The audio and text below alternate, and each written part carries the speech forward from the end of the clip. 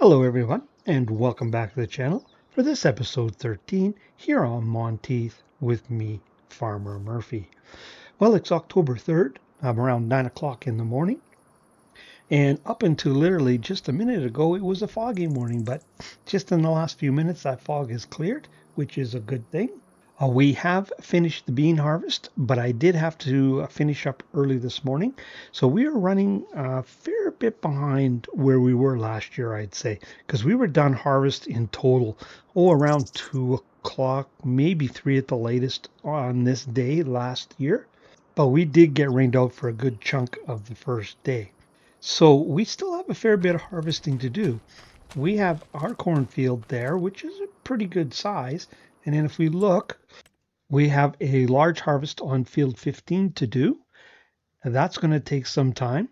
Then we have a small field 16 north of that, and then a medium smallish field 17 south of the home place that we need to get done. So we have 4 corn harvests to go. They are certainly not going to be done today, I don't think.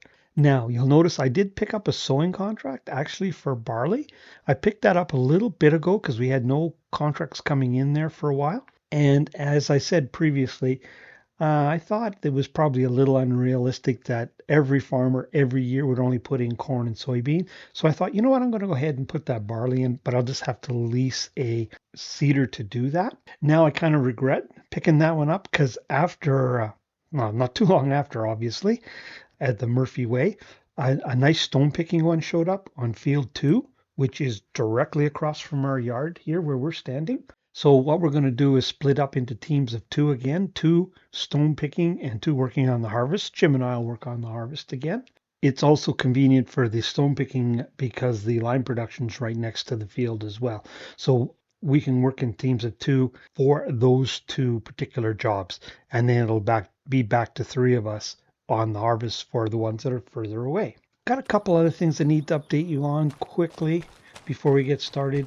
I did lease this bale wagon, auto stacking wagon, to pick up our bales. You can see we did get the baling done, but haven't got the bales picked up yet. So that still needs to be done. But honestly, we can do that next month if we have to, so I'm not too worried about that. But I just leased that because once we're done with it this year, we won't need it for a while. So unless one comes up used, we'll just pick one up next year. Now, not too long after we got started with our harvest, this header came up for sale used. So I picked it up and returned our leased one. So this is our header now. It is sitting on the leased trailer, so I'll actually have to buy that out. But we got a good deal on that. I think it was 45% off, if I remember correctly. Actually, sorry, just let me check my notes quick. Oh, no, sorry, I was wrong. It was 65% off. We got it for $46,000. It was a really good deal. And I hummed and hawed what to do about this. And I decided that we would buy this corn header just because we're going to put a lot of hours on it. And that brought us down now to 400,000. So we, didn't break us, that's for sure. But I just thought, you know what, we do have the money. Why spend a bunch of money leasing this? Because it's pretty pricey. It's nearly 150,000 to buy, so it's expensive to lease too. So we own that now. Now, you'll notice that truck looks a little bit different, and I did change out the truck. It is still the International, but I happen to be using this mod as well on Riverbend it was, and I found it to be a little light in the nose. And so on Riverbend I tried throwing the sleeper on it, and it seemed to help it. I wouldn't say it's perfect, but it did seem to be better. So before I even used this, I just returned the one we had and released one with the sleeper because I figured it'd be an issue on here. And at the same time, I decided to upgrade the trailer because I could see we're going to be pushed by weather. And this trailer here holds 2 auger wagon loads worth of crop. So we have to make half as many trips to the sell point with this setup. It is a fair bit more, but I thought we'd need that extra efficiency with the weather delays we were looking at. So I did that as well. Now, I do need to issue an apology or a correction. I had blamed the issue I was having with that little John Deere on that John Deere mod. And as it turns out, it wasn't that mod, it's this one. This mod here has a very high rolling resistance. So basically, every time that little tractor went to shift gears, it was like this thing had its brakes on, and so it would stop it. Because what I did is I sold that little John Deere off and I leased this Gator because I've used it before to pull that around, and I was having the same issue. And I didn't have that issue with it in FS22. So then I did a little test, and I just drove that little tractor by itself, just leased it on another map and gave it a go. And yeah, it worked fine. It slowed down when you shift, but it didn't stop, kind of like what you would expect. So it's this thing here that's dragging it down. So apologies to the modder on that. There's actually nothing wrong with that little John Deere. It's just not very well suited for pulling this particular piece of gear. Okay, I guess I need to bring you up to speed too on all the contracts we did do.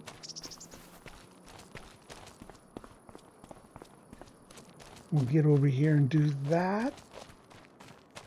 So we did one baling contract for 49,000. We did 4 cultivating for 90,000. 9 harvesting ones, those are all the bean ones, for 223,000. We did 4 plowing for 150,000 and 2 rock picking for 45. So that brings you up to date. That equaled about 500,000, and we're sitting at 400,000 now. And I think that, oh no, I forgot about that. Okay, just one moment and I'll catch up with you. I also used this Bednar cultivator. We got it at 52% off, cost us 57,000. And that really helped us rip through those cultivating contracts because it's 18 meters wide. So we got a deal on that.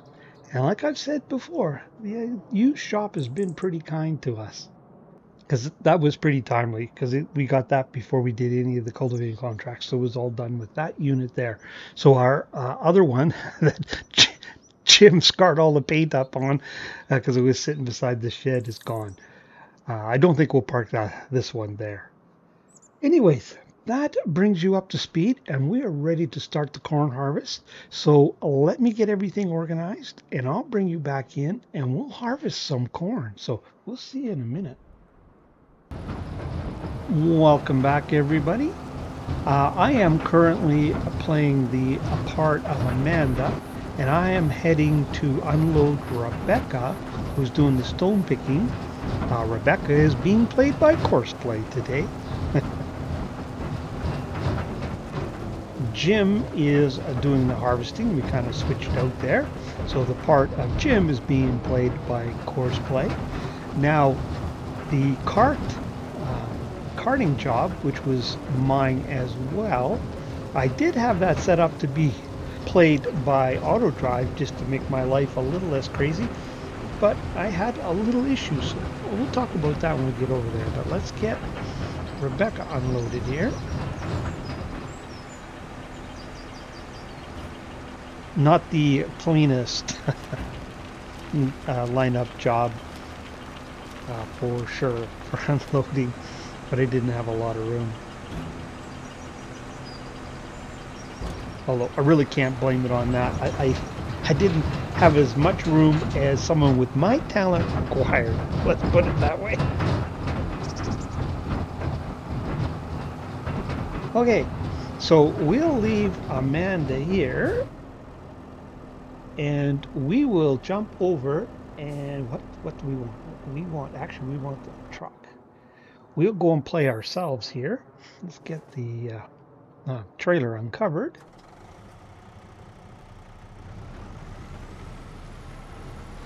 Yeah, what I had done is I thought I had set it up so that I was using the weight point actually for the field on our left, field 14, because it was in this big green belt area, and I had set the cart tractor up to go to that waypoint, and I put a bi-directional link between the two auto drive routes around the field, but some reason it doesn't see that link. I don't know what's going on.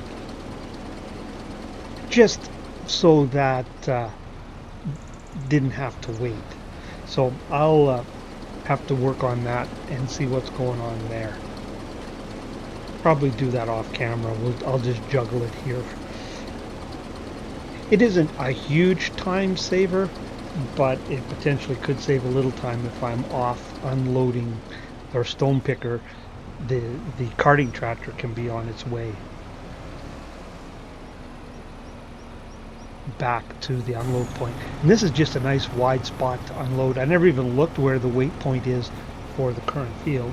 But you know what? We're going to send him off, and we'll let auto drive play the part of me. So he'll unload the harvester. And like I said, I just wanted him to come back to this kind of point in the field so that I could unload him with the truck and haul it away. Now, you'll notice a suspicious lack of straw swath here.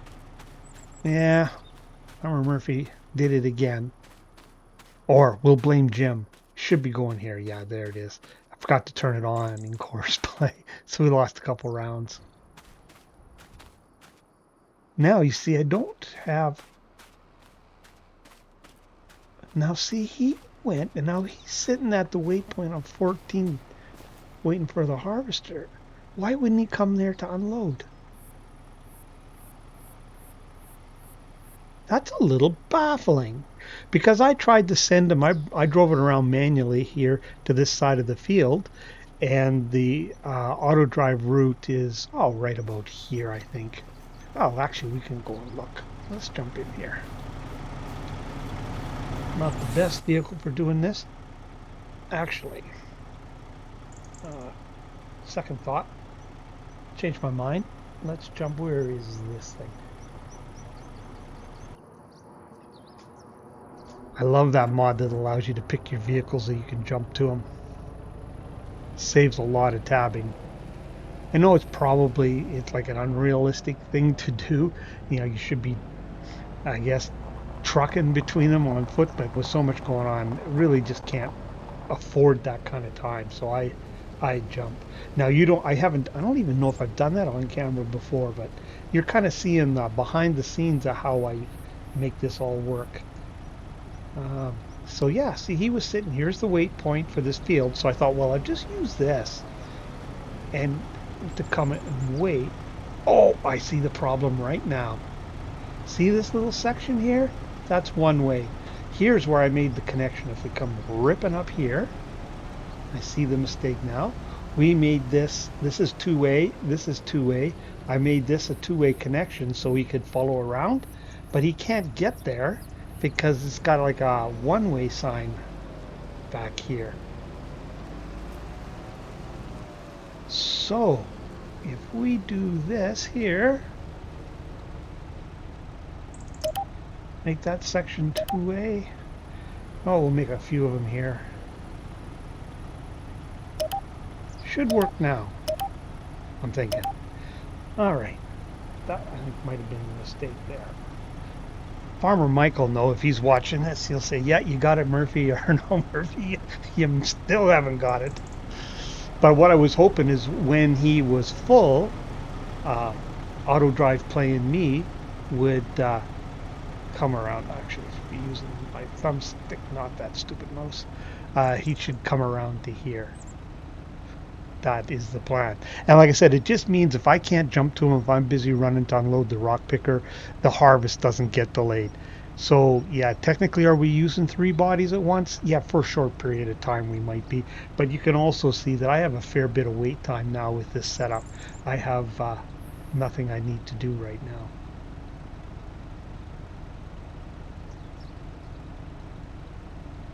Oh, what kind of avatar? I never even checked. Do we have a gym-like avatar? By gosh, you know, I think we have someone that could pass as a gym. We never checked to see if we had someone that could pass as Rebecca.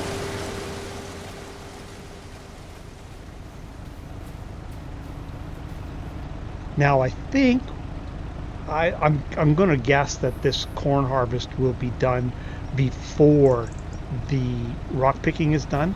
And like I said, if I need 3 bodies on the harvest, I will stop the rock picking. Or what I might do is set up course play auto drive for those three, and I'll go do the rock picking, but I'll just do my own karting. Like I said, the line point's here right beside the field. I can show you where it's at, just to remind you. And we can sneak right in here. Right there is where the stones are getting dropped, and that's the field we're doing right beside it. So it's possible that one person could do that job and just run back here with the rock picker and dump. So would be possible, or just hopscotch the trailer around, I suppose. But anyways, I'll figure that out when the time comes. But I do take, if I do a harvest further away, I will only use one person on the other contracts. Now, I'm still having an issue with these pipes moving around. Thought it might have been this belly dump thing that maybe was doing it, but no. It seems to be, well, it doesn't like being at an angle to the bin. It's better if it's straight 90 degrees. Bit of a problem because I don't quite have enough room here. But you can see that's how much it's moved overnight, because I unloaded last night. So it's moved that much, which is going to be a real problem for me, because I wanted to use these pipes for a really kind of, well, homemade is the wrong word, but I had a way of, I was going to do a corn dryer setup. So I might show you what I had intended, but if these pipes are kind of moving like that, it's not going to work very well.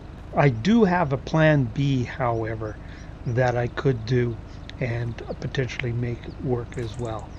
But I can't put that in place until we can buy this field here, because I need more space. I'd have to take some of this area here.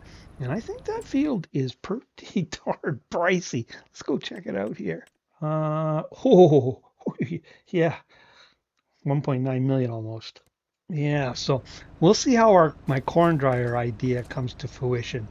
I'm going to set up like originally planned. We'll see how it works, and might have to kind of do things manually until we can afford to buy this field and I can take some of this land, and then I have another plan that could potentially work. Oh, we should look here and see how much soybeans we have. They are all sitting in here. Guess I'll have to turn the HUD on for that. We have 101,000 liters of soybeans sitting in our silo. So we had 60 some, wasn't it? Oh shoot, I can't remember.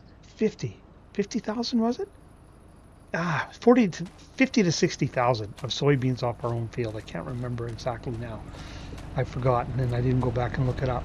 And the rest is extra soybeans from contracts, which is really good because last year we got squat for extra soybeans from contracts, like 2,000 liters or 1,200 liters, something like that. Well, like it wasn't even worth keeping.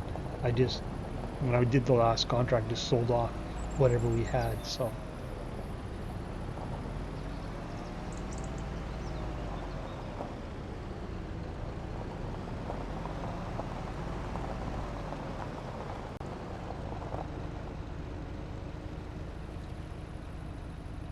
Oh, I'll need the HUD on to see if no, it doesn't need to be unloaded. I don't get the unload signal unless I got the HUD on, so I have to check every once in a while to see if I need to go play Amanda.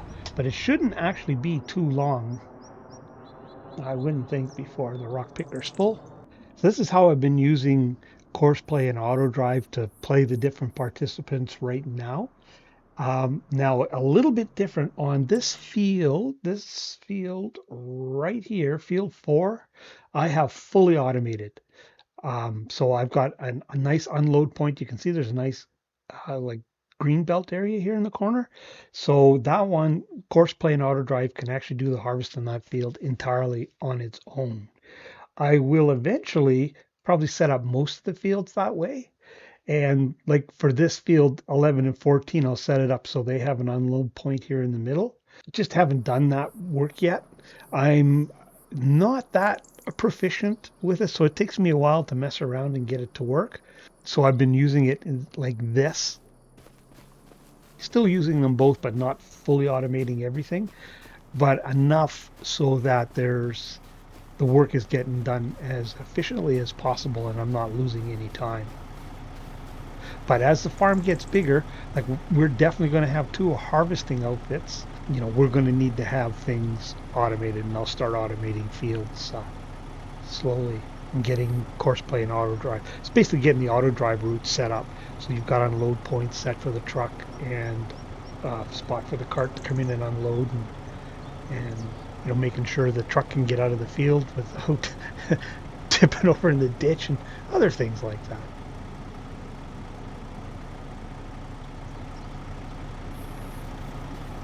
Well, I think just for a little while, I will leave you there and we'll let this process carry on. It'll just be more of the same. I should give one more quick check to see if... Nope, Rebecca still doesn't need to be unloaded. And I'll let this carry on, and maybe what I'll do is I'll switch out with Jim and we'll jump in the harvester and do a little harvesting ourselves. So have a little variety, as they say. So I'll leave you there. I'll check how much time I've blathered on for. And like I said, we'll bring you back in and we'll jump in the harvester for a tank or two. So we'll see you in a little bit. Welcome back, everybody. As you can see, Jim and I have swapped places. So he's now carting for me, so we can take a look at our harvester with our new corn header in action. Wonder, can we if Jim did that last row straight, we should be able to just keep that snout going down this row, and we should be good, theoretically speaking. Actually, we'll just jump out and take a look. Oh, yeah, we're doing good. So, just before I jumped in here, I did empty out Rebecca, so she's carrying on with the rock picking. They are about 35% done, 36, something like that, the last I looked. So they're making good progress over there. But of course, with me and the harvester, there is nobody to play the role of Amanda to go and empty Rebecca out. So once she's full, she'll just have to wait till I get done with this. We are approaching 12:30 though, and we're not even done our field yet. Of course, this is the second largest field we have to harvest. We still have two small ones and one large one to go. But that large one is going to be quite an undertaking. Oh, shoot, I wasn't paying attention. Are we full? Yeah, must be. Yeah, we are. Well, we'll call Jim here and see. You can see Rebecca's still running over there, and Jim should be heading over to us here, I would think. Here he comes. So I've got that auto drive fixed up. I did need to put another leg and make another connection, which I did basically about where those bales are, so it had an in and out.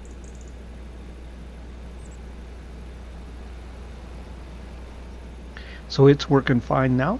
The truck is parked in a spot such that Jim could go and unload there, although I think the truck is getting pretty close to being full.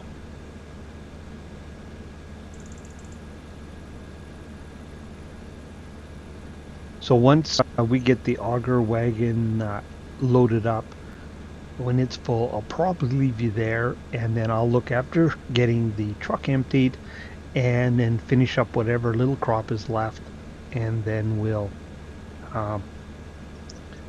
wrap up the episode, bring you back in and let you know where we were at as far as quantity.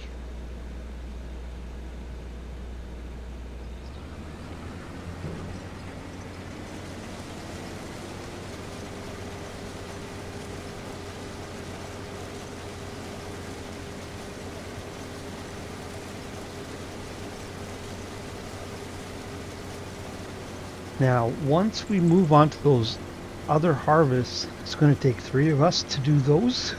So the rock picking is going to have to pause for a little bit. But I was looking, and there is a 9-meter Bedner seeder that we can lease. Pretty cheap. It's less than 100,000. I think it's about 95. So we'll lease that, and we can do that seeding contract because there'll be one person available to do that.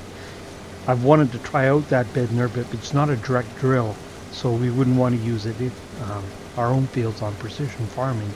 So this is a good opportunity to give it a try. But we'll just lease that.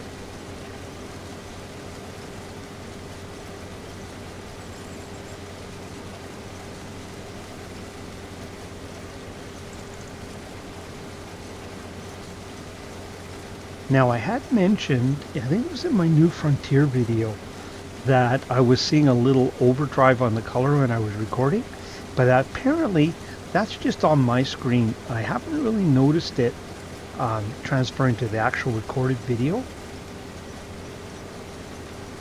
Although really be curious if I notice it on this one here on Monteith, because boy is that straw golden brown coming out of the back of that harvester that I see.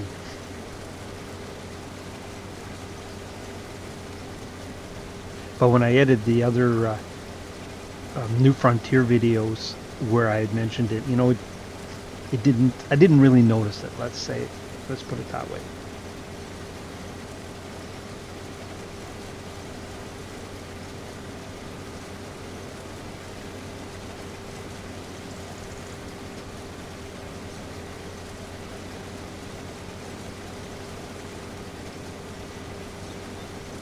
I think next harvest we are going to seriously have to entertain finding a worker, a hired hand for harvest season. Because even this year, if we face another rain delay, we're going to be in big trouble. I think we'll make it as long as we don't get rained out. But we've got more equipment now available. We could actually put another body to work. So I might need to look into that on the off season and see if I can round somebody up to give us a hand during harvest.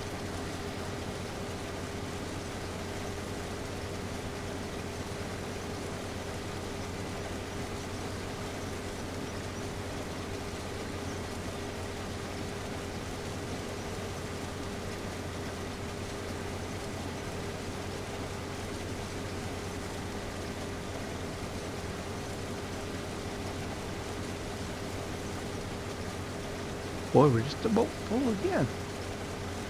I was trying to guess where one cart load and one harvester hopper would finish the harvest, but I think I underestimated.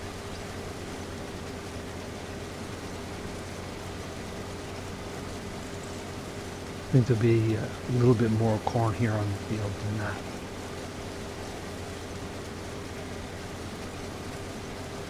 We are going to be full here any second. All Jim again. Jim, of course, is being played by Auto Drive. Wonder if we can see if Rebecca's still running over there. A little bit hazy, isn't it, still? Down towards the river there.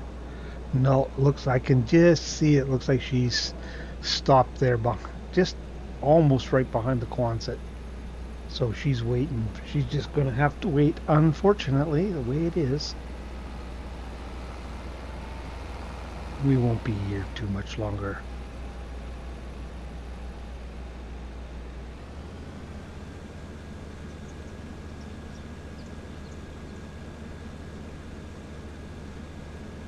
I should change that offset just a little bit. It's just barely making it.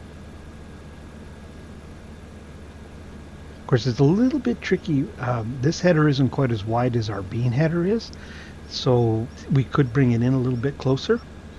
But our bean header, I was going to try and use the, 15.2 meter header, but our pipe on this harvester is not long enough to reach out beyond the header. This 13.7 is we can handle, and there's no option to put a longer pipe on this mod. But that's okay. That gives us an excuse to buy a X9 a little later on.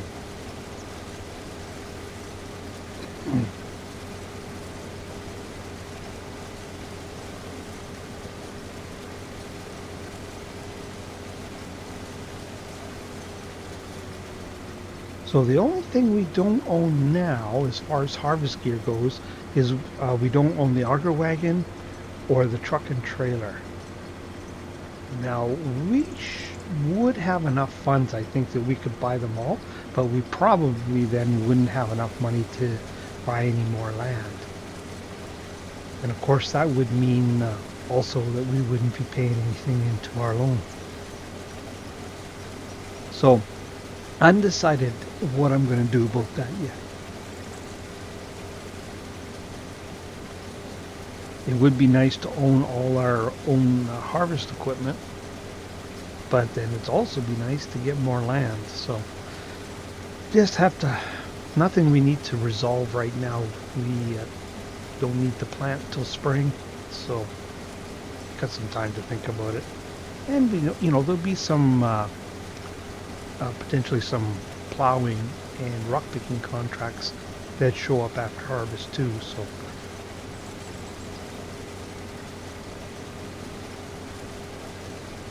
I mean, we can keep doing the same thing for the time being and like borrowing half the value of the fields or a little less just to get the land purchases going. But at some point we do need to get that debt paid.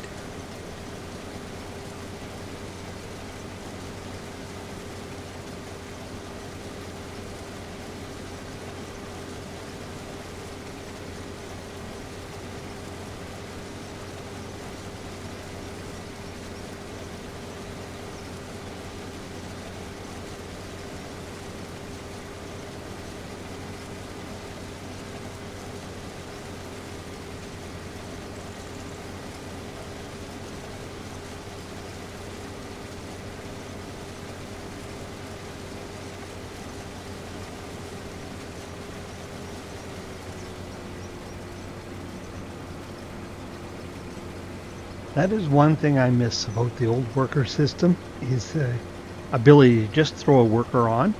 Like I could throw a worker on here and then take some cinematic type shots, but it's not easy to do when you're trying to drive, and the new worker system isn't very convenient for that. I suppose if I was using steering assist and following the lines, then oh no, it won't start in the middle of the course, will it? Oh shoot! See, things like that happen, especially if I'm talking and trying to move the camera.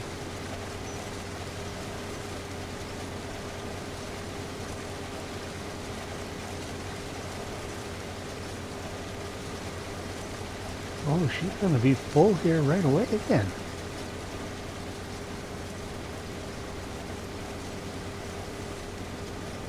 And just like that.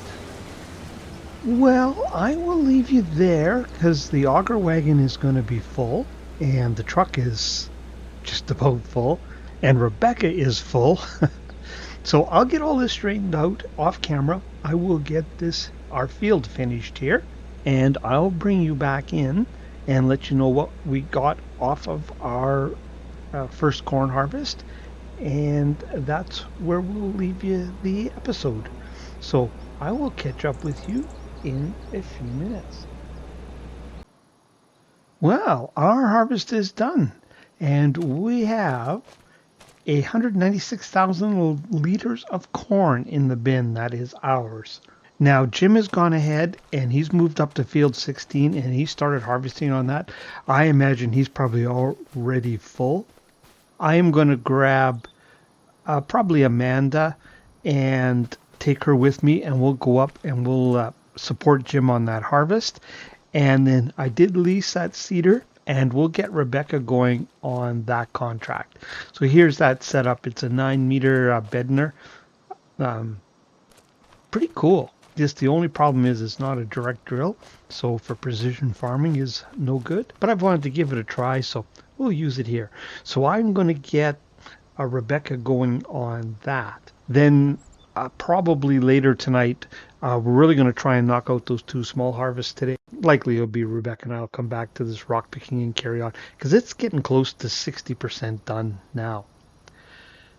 And of course, we still have our straw we need to bale up too. But I mean, even if that had to wait till next month, that's not a big deal. But that's another one person job that could be done. But anyways, I need to clarify one thing.